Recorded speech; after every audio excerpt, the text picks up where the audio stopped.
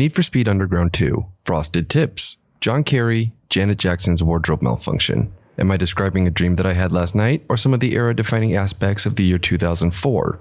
The answer is both, but this video isn't about Janet Jackson's anatomy. It's not that kind of channel. It's not about John Kerry, because every time I talk about politics, chuds and bootlickers have temper tantrums. And it's not about Frosted Tips, because sexually gratifying content is not allowed on YouTube. So, this is Need for Speed Underground 2. Need for Speed Underground 2 is one of the most influential games in the history of the genre. Is that true? I don't know, but it sounds right, and you guys never fact-check me on anything, so I'm going with it. It very much laid the foundation for the next two games in the series, Most Wanted and Carbon, and most fans consider this three-game span the peak of the Need for Speed franchise. Sure, you can see many of this game's roots in its predecessor, the first Underground game, but this one brought a handful of things to the table that tied everything together and let the developers perfect the arcade racer. It also brought to the table some very bizarre comic book cutscenes, and that's where we're going to start.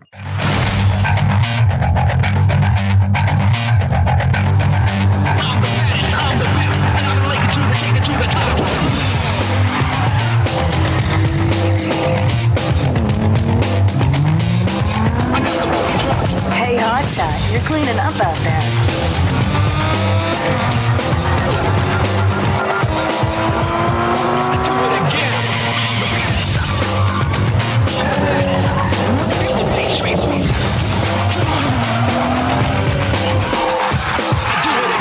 You took out Eddie, scored the babe. Have you thought about what's next? I don't think there's anyone out there that can beat you.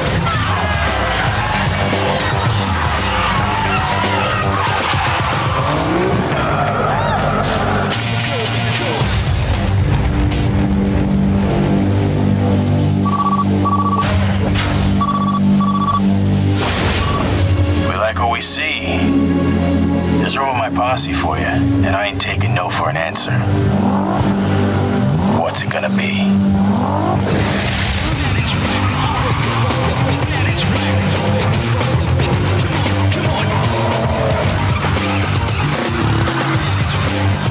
Hey, the party's kicking and they want their star. You better get here quick. Hello?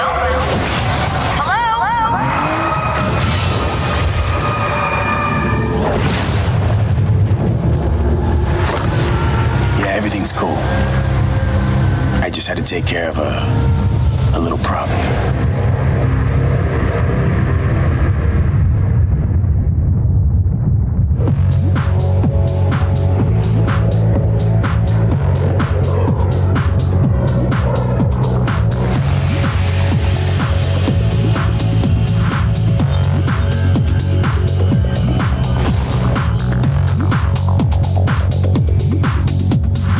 I figured you might want to change things up to help clear your head. Can't say I blame you. Hey, listen. When you get to Bayview, my gal Rachel will hook you up. She's loaned you her ride. It's at the airport waiting. Now it's her baby, so be gentle. Good luck, bro. Be seeing ya.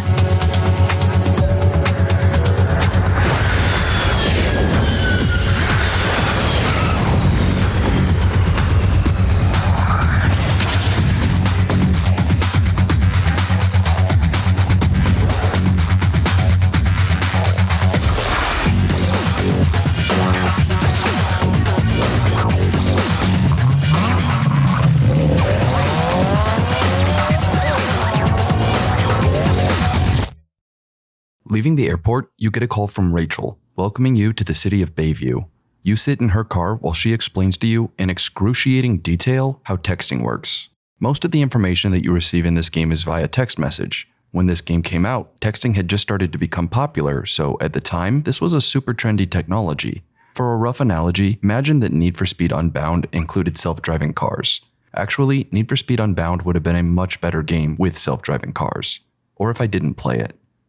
She says that she needs her ride back and instructs you to meet her at the car lot highlighted on the minimap. You're then set free in the game's open world. This was the first game in the series to use an open world, and it's way better off for it. The original Underground game was fine, and Underground 2 is largely the same game, but a few basic additions, such as the open world, elevated this one to an all-time classic. A GPS arrow at the top of your screen indicates your route, and that's another technology that was brand new when the game came out. See, GPS was invented in 1983, but for national security reasons, the US military chose to scramble the civilian signal, rendering it useless. It stayed that way until the year 2000, when renowned saxophonist Bill Clinton told the military to stop being annoying, at which point the technology became viable as a navigational tool and its popularity exploded. I can tell from your comments that most of you hate learning, but I'm gonna make you do it anyway. Navigating Bayview in the 350Z is nice. I'm not going to say that the physics and handling models are better than the ones in the Most Wanted duology, but I'm also not going to say that they're worse. There's something super satisfying about arcade racers with weighty cars that can't just turn on a dime. I don't understand why this is such a big ask of the series nowadays, but I digress. One thing that Underground 2 does notably different from many racing games is nitrous, specifically restoring nitrous. For other games in the series, nitrous either recharges over time or it's a finite resource. In Underground 2, it's recharged by completing certain high-thrill maneuvers or other actions.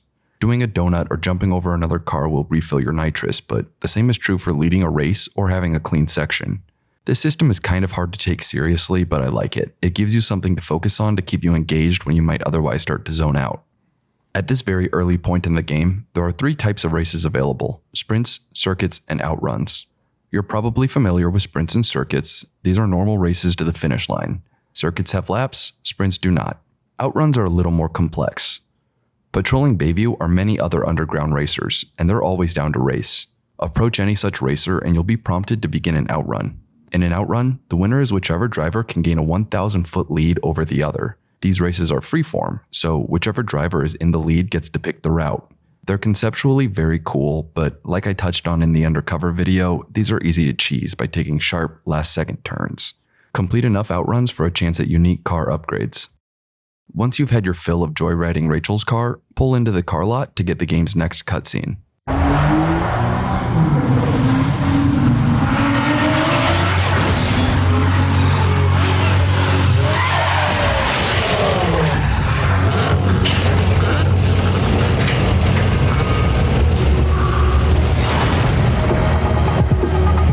Finally, where have you been with my ride, huh? There better not be a single mark on it. Sam claims you can drive. Maybe so, but you ain't using my ride. Use your cash to pick out a set of wheels. I'll call you later.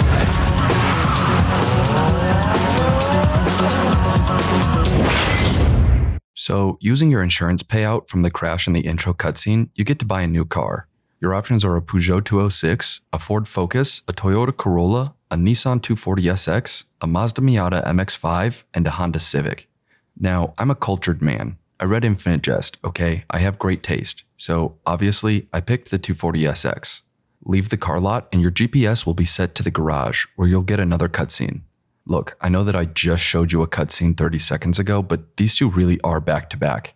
My options are to either show these cutscenes really close together or go on some absurd tangent that I then have to somehow connect to the game. So let's talk about World War II. In the fall of 1939, Nazi Germany, the Soviet Union, and the Slovak Republic launched a joint invasion of Poland. Yes, I'm serious, I'm talking about World War II. Please bear with me, I am going somewhere with this. The Polish defenders were quickly overwhelmed, with the country's commander-in-chief ordering a general retreat after only 9 days. The rest of the invasion was similarly devastating, with Poland counting more than 60,000 dead and more than 130,000 wounded. And what was it for? After only 35 days, the invading powers had annexed the entire country, forcing the existing government into exile in France. Understandably, the Polish people were not content with this occupation. After only a few weeks, a resistance movement had formed, the Service for Poland's Victory, and they were only the first of many. Anti-occupation organizations formed throughout the country, ultimately coalescing into a resistance union called the Polish Underground. Do you see where I'm going with this? This underground nomenclature was not new. Those who are familiar with US history will recall the escaped slave network, the Underground Railroad. But the Polish Underground, and others like it that emerged throughout World War II, inspired alternative cultures throughout the Western world to adopt the same underground label. To this day, underground is an honorific for those that see their way of life as a rebellion against mainstream society. This is the idea that the underground games aim to evoke. Under the cover of night, the underground racing scene is conducted in secret, hidden from the public eye. This is a very, very cool idea, and later in the video, I will talk about how it is utter nonsense when contextualized with some of the game's mechanics, but in a vacuum, a clandestine racing scene is an A+ setting, and I wish they would have leaned into it. I'll come back to this, but for now, let's get back to the cutscene when you arrive at the garage.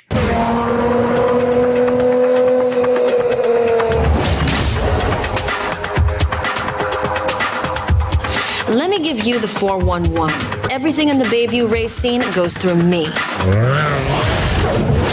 And if you haven't noticed yet, it's the place to be. The race scene here is big. Whatever you like, you can find it, if you know where to look. Drag, drift, circuits, and way more. The scene runs so deep, we're racing in places you wouldn't believe. Of course, with that comes an opportunity for some serious money. Best of all, there's an invitation-only series called the Underground Racing League for the elite driver, where the coin and the props are off the hook. All it takes is the right cred and the proper connections. Remember, this is my town. You're a guest, so max respect. Round back is Tommy. He's a wizard under the hood. He'll hook you up. Hey, dude, Rachel set it up so you can handle all your business out of the garage. She set aside some room for you. Come on, I'll show you where you can store your rides.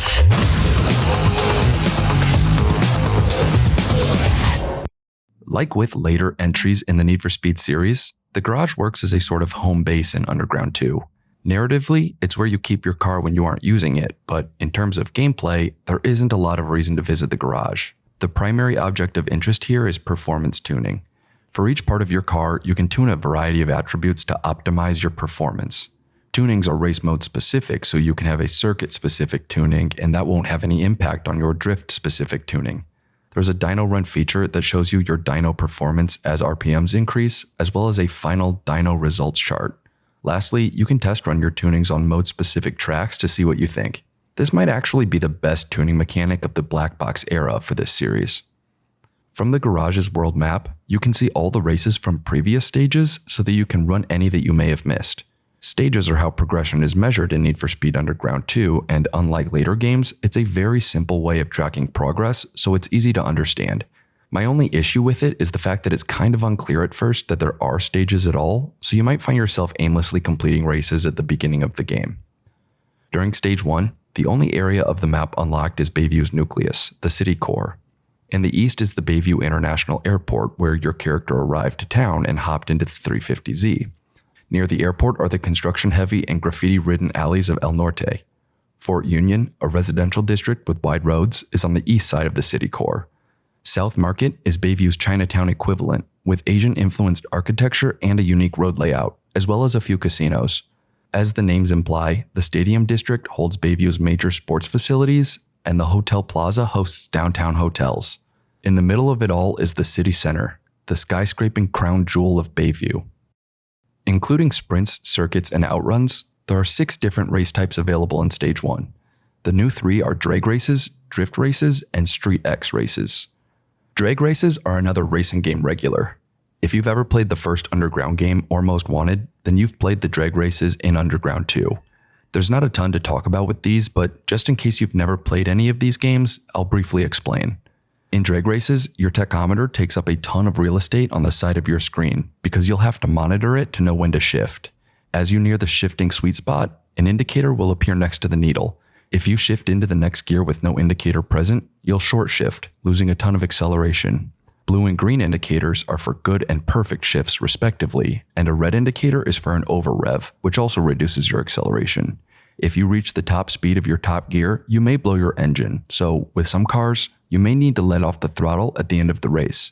You don't need to steer, the AI handles that for you, but you do need to move between lanes to navigate obstacles because collisions will total your car.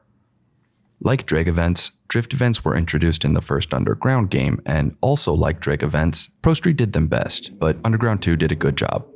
In drift events, your goal is to finish with the highest score. Points are scored based on the speed, angle, and length of your drifts, with additional points awarded for drifting over multiplier zones near the wall. You can also build a multiplier by having single drifts reach certain point thresholds. If you hit the wall, your drift ends and your multiplier resets to the beginning. Normal drift events are great, but what really shine are the downhill drifts. Downhill drifts are largely the same as circuit drifts, but instead of directly competing with others on the track, you're trying to beat previously set super scores. Staying near the walls will still earn you additional points, and hitting them will still cost you your multiplier, but the same is now true for traffic as well. These downhill events are the clear predecessor to the downhill drifts in Carbon, but they were done a lot better here. That's not a knock on Carbon, I love that game, it's just that Underground 2's handling model feels tailor-made for drift events. It's a very satisfying experience. The last type of race that's available during Stage 1 is the Street X race, which is really just a pretentious name for a short track circuit race, with the key difference being that Street X races are conducted on closed tracks with no nitrous.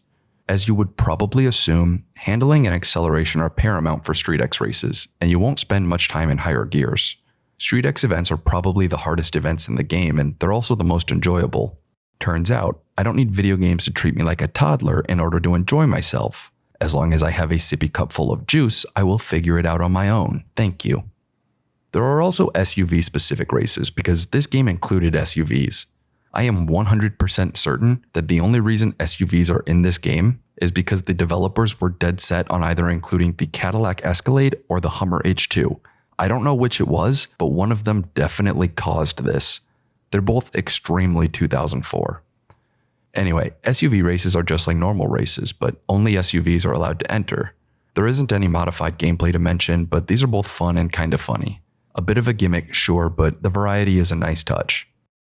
Because this game doesn't have fast travel, you'll spend a lot of time exploring the city. In the course of doing so, you'll discover hidden races. These are races that don't show up on your map, but can be completed and satisfy progression requirements like any other race would. You're informed when hidden races are happening and their approximate location via SMS or phone calls, but they're rarely more specific than, hey, there's a race going down by the railroad. I can't decide how I feel about hidden races. On one hand, this is the most painfully 2004 game design choice that I can think of, but on the other hand, it fits well with the broader underground theme that I talked about earlier. The racing scene in Bayview is hidden from the public eye, so I think that it makes sense that you simply won't know about certain races unless you stumble across them. The game also hides shops from the player for reasons, probably. At the start of the game, you only know the location of the car lot that you take Rachel's car to, but as you explore Bayview, you'll find other shops, recognizable due to their specifically colored light on top. Including car lots, there are 5 types of shops that the players can use, with the other 4 being performance shops, body shops, graphic shops, and specialty shops. Performance shops can be identified by their blue lights. At performance shops, you can apply upgrades to your engine, ECU, suspension, brakes, turbo, and nitrous, as well as reduce the weight of your car. Taking both this and dyno testing into account, Underground 2 has an impressive system for managing your car's performance. It's pretty clearly superior to the system in Most Wanted, and there isn't really an argument that Carbon's is better either. My only real complaint is about the unnecessary minutia. You don't apply general upgrades like you do in the later games in the series. You purchase individual components to improve your car, whereas in Most Wanted, you buy an engine upgrade. In Underground 2, you buy an air intake system or replace your headers or whatever. It sounds cool, but it's more of a hassle than anything else, amplified by the fact that you have to select a manufacturer every time you buy a part. In case you're wondering, no, the manufacturer does not matter. Body shops are adorned with green lights. Here, you can upgrade the physical non-performance aspects of your car. Technically, body parts do affect the performance of a car, but I'm going to treat them as purely aesthetic because no one considers downforce over hell yeah, that looks sick. The spoiler may generate 6% more downforce, but I don't care because this one looks 100% cooler. It's called style, look it up. Red lights indicate graphics shops. Like many aspects of the game, aesthetic modifications in Underground 2 are handled better than in Most Wanted. For whatever reason, Most Wanted didn't include layers, making customization a very shallow experience. Beyond that, there isn't much to say here. The last type of shop is the specialty shop, indicated by a yellow light. Imagine a store that sells every tacky car mod from the mid-2000s and you've got the specialty shop. Spinners, hydraulics, suicide doors, fake NOS bottles, and this dope little cat gauge. If it's made for someone with terrible taste, you can find it here. The thing is, much like Applebee's, this game does not care about taste. Underground 2 includes a star rating system to measure the visual appearance of your car. That's obviously stupid as fuck, but it gets stupider when you realize that you need a minimum star rating to advance at certain points in the game, and that reaching these minimums requires you to use an extremely gaudy car. I'm not saying this doesn't look bitchin', it obviously does, but I tend to prefer minimalist designs, and Underground 2 doesn't really care to facilitate that. Anyway, as you near the end of Stage 1, you'll get the following cutscene.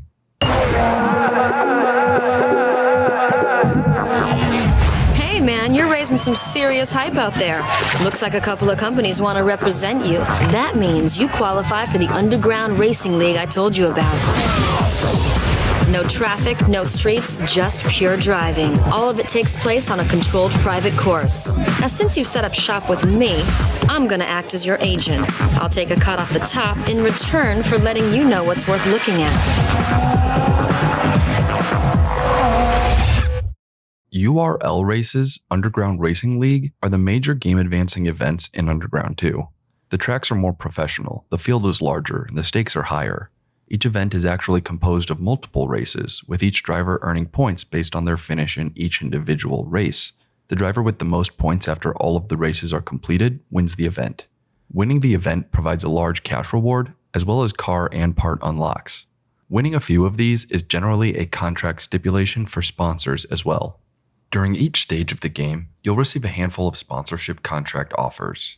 These sponsorships provide cash bonuses, and in return, you're expected to win races.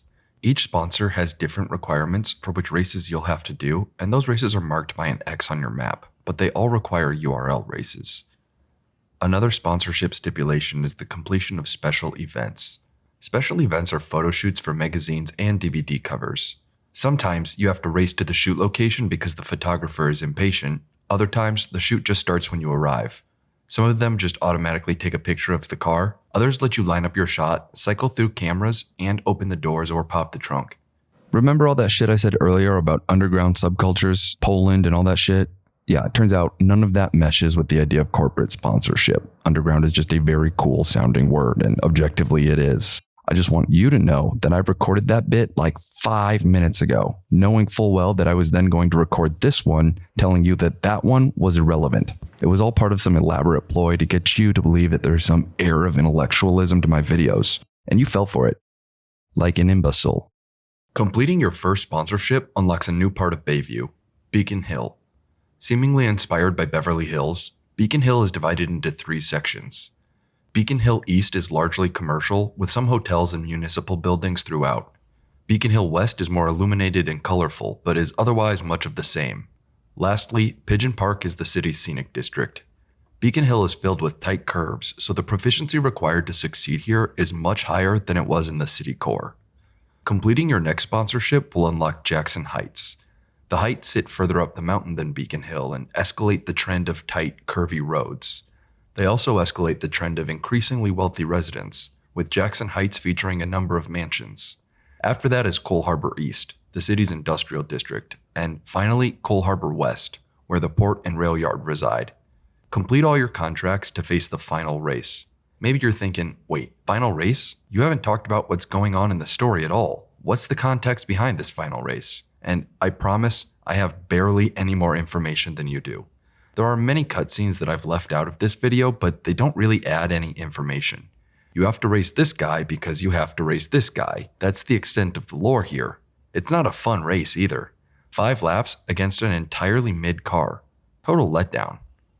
Despite that, Need for Speed Underground 2 is a great game. For its time. The physics and handling models are excellent. The customization is in-depth, and Bayview is beautiful, and most of my complaints are nitpicks, but from a design perspective, it really shows its age. The game very quickly just gets boring, with so few race types and nothing else to mix up the gameplay. The last stage in particular seems to drag endlessly. If you re-released Most Wanted or Carbon today with just updated graphics, they would do very well. They would sell very well. If you did the same for Underground 2, I'm confident that it would flop because the game just did not age like its immediate successors. Having now taken the time to critically analyze these games, my perspective is that the modern racing genre was born when the Xbox 360 was released, and that this game sits on the other side of that line. What I'm getting at here is that the game did not age well. In a vacuum, the Most Wanted duology is significantly better than Underground 2, but adjusting for the fact that the game is pretty modern, at least per my definition, I don't feel like I can conclusively call it better or worse than the next two. All three games are very much in the same tier, where it's pointless to try to rank them. All three are great games, and all three are better than Undercover. I think they're all worse than Pro Street, but I know that a lot of you disagree, so why don't we get together and fight about it? Me and all of my subscribers versus you and all of your subscribers. Just let me know when. Anyway, if you'd like to influence the direction of my content moving forward, check out the All Our Ideas poll that I've linked in the description, and probably the pinned comment. The results won't definitively decide what I do next, but they will play a big role. You can also voice your thoughts in my Discord server. We have a really nice group, we shitpost all day, and we all have terrible taste. Come on in, post your hot takes so we can roast you, make friends, make enemies, I don't care, I'm not your dad, do whatever you want, as long as whatever you want includes joining the server and not being a dick. I mentioned in the last video that I would start offering Patreon and channel membership rewards in the future. Well, guess what? It's not the future yet. I'm happy to take your money, but please know that right now you're getting nothing in return. To sweeten the deal, I'll thank supporters at the end of each video. Ideally, I'd have a list of patrons, but right now I just have one, so to demonstrate what this might someday look like, I'm just using his name a bunch of times. Thanks, man. Anyway, thanks for watching.